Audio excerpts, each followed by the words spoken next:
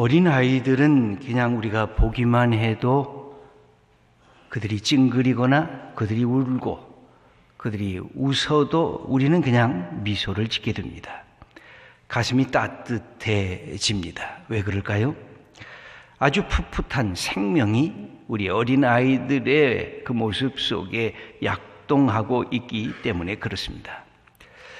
우리가 어린아이들을 보면 옛날 기억이 납니다. 우리의 자녀들이 이 땅에 생명으로 갓 태어났을 때 얼마나 우리는 한편으로는 두렵고 떨렸으며 얼마나 고마웠던 기억이 있습니까? 자기 몸을 뒤집을 줄 알고 첫 걸음마를 떼었을 때에 우리는 얼마나 감격스러워했습니까? 이제 사람이 되는구나.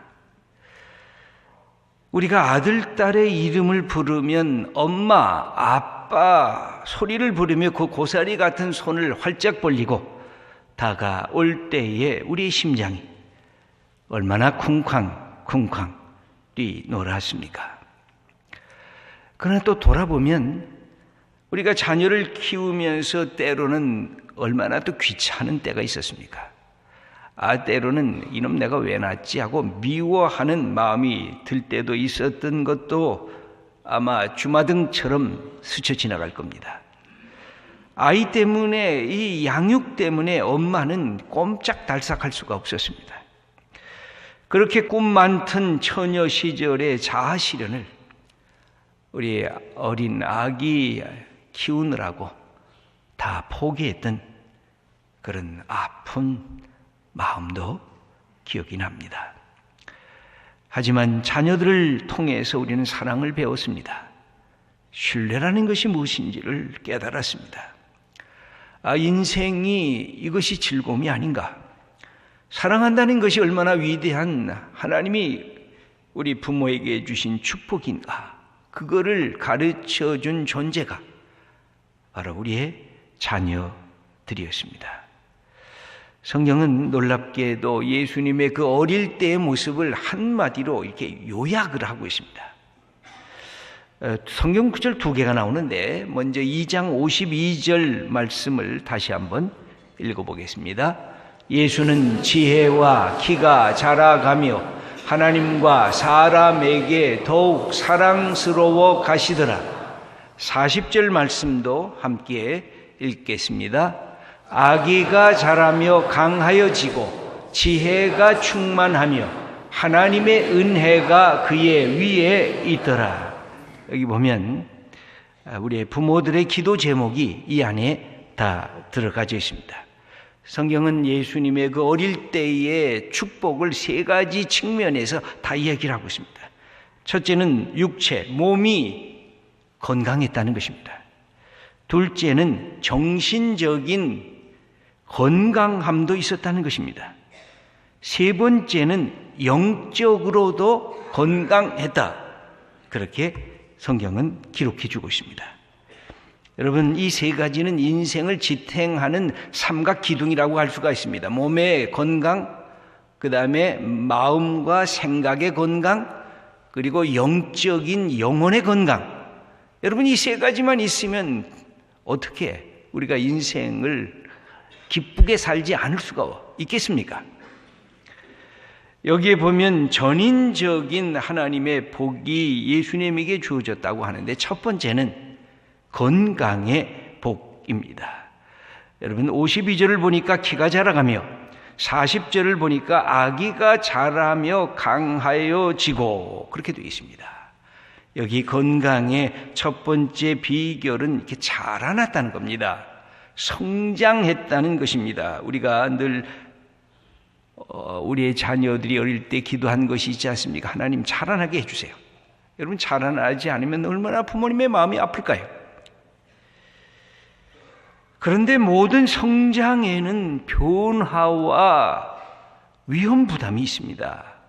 여러분 자라난다는 것은 옛 나의 모습이 바뀌어진다는 것입니다.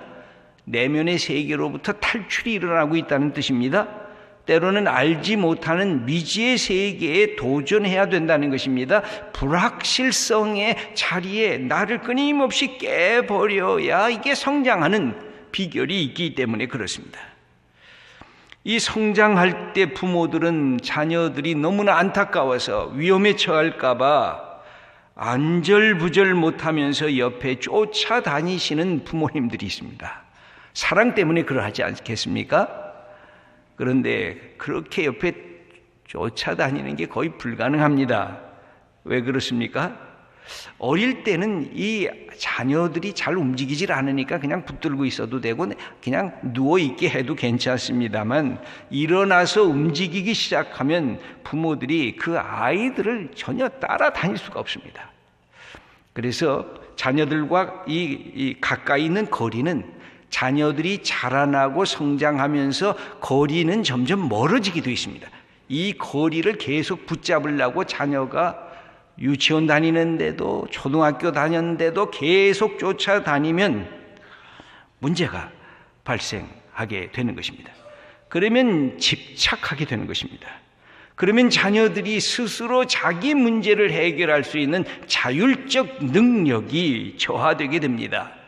자기를 방어하는 힘도 자꾸만 상실당하게 되는 것입니다.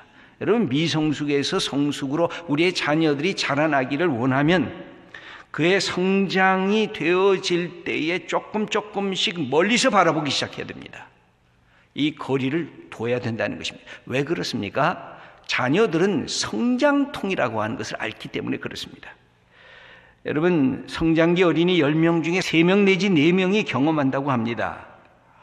너무 뼈의 이 성장 속도가 빠른데 근육이라든지 신경세포라든지 피부가 안 따라오니까 이 아이들이 저녁 때 잘 때 막 아프다는 거예요. 이 저녁 10시부터 12시 밤에 이 성장 호르몬이 많이 나온다는 거거든요. 근데 뼈는 막 자라나는데 이 전체적으로 함께 자라나야 될 것들이 안 자라나니까 몸이 막 아픈 것입니다. 그것이 바로 성장통인데, 그걸 해결하는 그 치료법이 뭔가 하고 제가 이렇게 찾아봤더니 2가지더라고요. 하나는 뼈와 근육의 성장에 필요한 영양을 보충해 주는 것. 그런데 그것보다 더 중요한 것이 있는데, 그것은 엄마가, 아니 아빠가 해도 괜찮겠죠? 여러분, 우리가 어릴 때 엄마가 배가 아프면 배를 이렇게 쓰다듬으면서 뭐라 그랬습니까? 엄마 손은 약손. 그리고 아들과 딸의 이름을 보면서 우리 이 배는 똥배 하면서 이렇게 문질러 줬던 기억. 그런데 놀랍게도 이 성장통이 어머니들의 이 사랑이 담긴 자녀들을 이렇게 마사지 해주면 그 성장통이 사라진다는 거예요. 신기하지 않습니까? 여러분, 우리가 지켜보면서 이렇게 스킨십을 하고 그들을 위해서 우리가 기도하는 마음이 있으면 이 성장통의 문제를 극복하게 돼요. 근데 이게 육체적인 성장통만이 아니라 2번째 성장통이 있는데, 그것은 정신적 성장통이 있습니다. 생각이 자라나니까 이 환경과 이 생각과 이 모든 것이 잘 안 맞아 떨어져요. 근데 오늘 성경을 보니까 52절은 지혜가 자라가며 40절은 지혜가 충만하며, 여러분, 정신적인 성장의 핵심이 지혜 아닙니까? 총명 아닙니까? 그런데 예수님도 성장통을 알았던 것처럼 성경에 기록이 되어 있어요. 예수님이 12살 때 부모님과 함께 예루살렘의 유월절 행사를 위해서 방문하게 됩니다. 그런데 놀랍게도 예수님이 부모님의 관할권에서부터 벗어났습니다. 요사이 말로 말하면 일시적인 가출 형태가 일어났어요. 그래서 부모들이 함께 따라오겠거니 하고 집으로 돌아가는데 예수님이 안 보이시는 거예요. 그 기간이 약 사흘 정도 됐던 거예요. 사흘 동안 예수님이 어디가 있는지 이 부모들이 그냥 걱정이 돼서 찾기 시작을 했어요.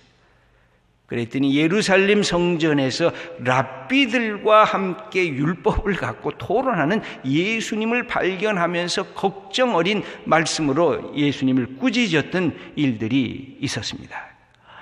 여러분, 우리의 자녀들도 기억이 납니까? 초등학교 고학년부터 중고등학교 사춘기가 시작이 됩니다. 부모에게 그렇게 착한 내 아들 내 딸이 저항하기 시작을 합니다. 그것은 나 자신을 찾고 싶은 이 지적이고 정신적인 자기의 이 확대 속에서 성장통 때문에 생겨지는 것입니다. 그동안은 부모와 일체였습니다. 그런데 이제부터는 자아의식이 강하게 꿈틀거리기 시작합니다. 나는 부모의 길을 똑같이 가지 않을 거야. 나는 내 인생 내가 살 거야. 나는 나의 꿈을 이룰 거야 하면서 정신적 성장통을 앓는 것도 여러분, 우리의 부모들이 이해를 하셔야 돼요. 맞아, 내 인생은 네가 사는 건데 나는 다만 조언해 줄 뿐이야. 그래서 그들의 인생을 자라나도록 스스로 키워나가도록 우리가 돕는 것입니다. 여러분, 세 번째는 영적인 이 성장통이 있습니다. 오늘 22절을 보니까 하나님과 사람에게 더욱 사랑스러워 가시더라. 40절을 보니까 하나님의 은혜가 그의 위에 있더라.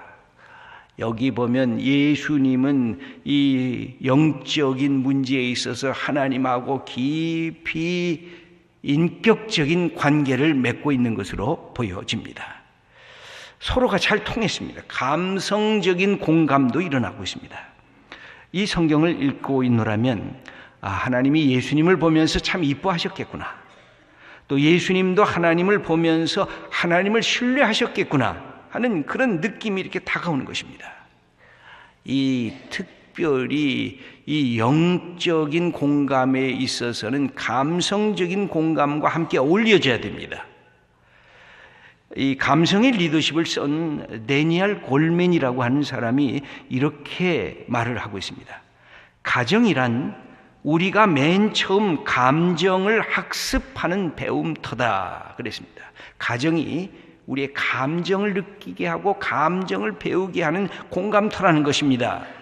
가족 안에서 우리는 어떤 감정을 가져야 되는지, 다른 사람들이 감정을 표현할 때 어떻게 나는 응대를 해야 되는지 여기에서 희망도 배우고 여기에서 두려움도 배운다고 그렇게 말을 하고 있습니다. 여러분, 그래서 우리가 자녀들의 신앙을 키워나갈 때 자녀들의 감정에 우리 공감을 해야 됩니다. 어떤 분들은 감정에 대해서는 전혀 관심을 안 가진 분이 있습니다. 공부만 잘하면 되지, 내 아들 기뻐하는지 슬퍼하는지 그 관계가 없다. 그 다음에 부정적인 감정을 드러내면 마구 꾸짖고 벌을 주는 부모들도 있어요. 어떤 분은 자녀들의 감정에 너무 연연해서 자녀들에게 아첨을 하는 부모들도 있어요.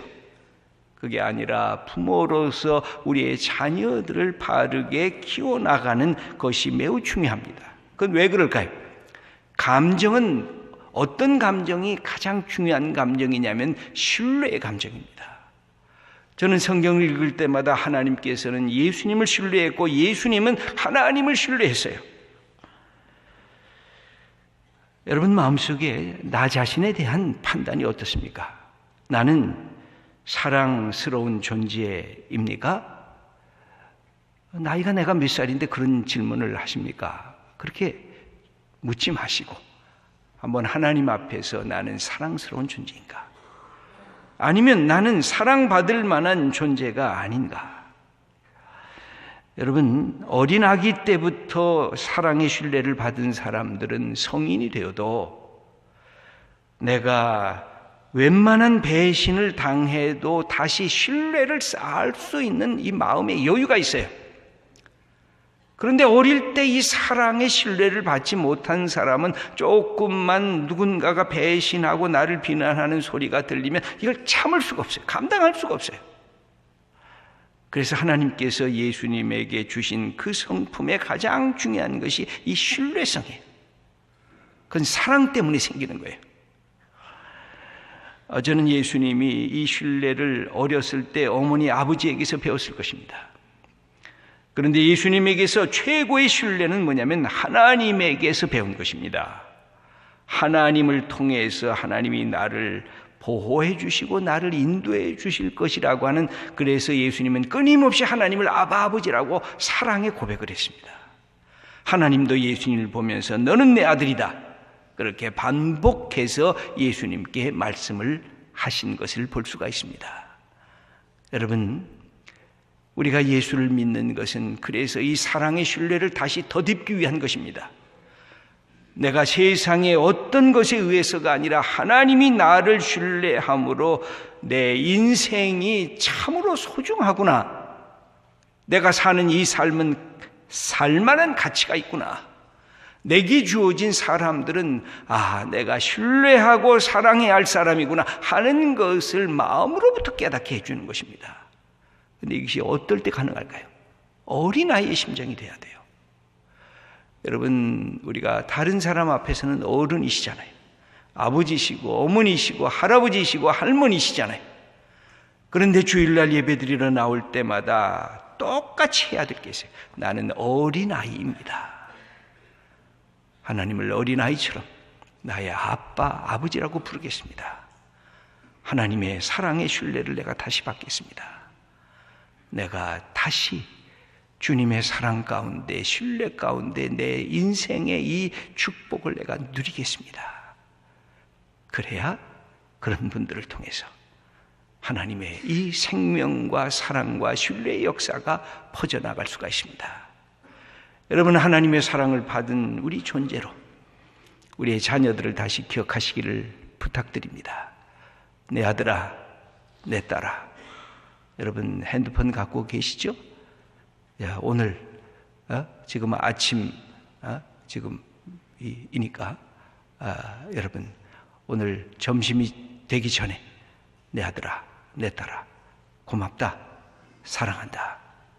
꼭 문자를 보내세요. 나도 하나님 앞에서는 어린아이란다. 너도 예수 믿고 하나님 사랑하면서 네 인생을 사랑의 신뢰를 갖고 살아라.